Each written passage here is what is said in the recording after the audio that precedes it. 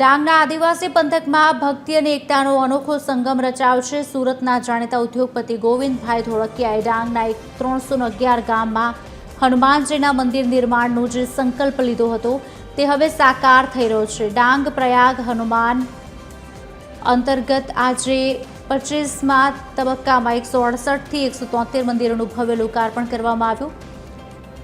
ઈસદર ખાતે આયોજિત આ કાર્યક્રમમાં પૂર્વ રાષ્ટ્રપતિ રામનાથ કોવિંદ વિશેષ ઉપસ્થિત રહ્યા। આ પ્રસંગે તેમણે હનુમાનજીની પૂજા અર્ચના કરી માનવ જીવનમાં અનુશાસનનું મહત્વ સમજાવ્યું। અત્યાર સુધીમાં 203 મંદિરો તૈયાર થઈ ચૂક્યા છે, જ્યારે બાકીના મંદિર આગામી 2 વર્ષમાં પૂર્ણ થશે।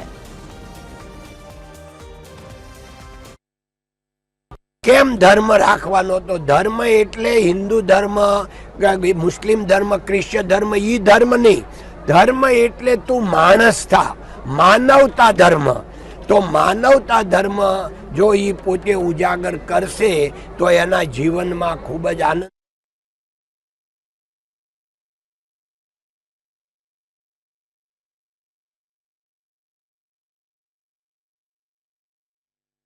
कि समाज के सभी वर्गों को, सभी विभिन्न विचारधारा के लोगों को जोड़ने का काम करता है, सनातन धर्म के पुनर्जागरण का काम करता है और सही मायने में भारत के अभ्युदय का ये पहली सीढ़ी है।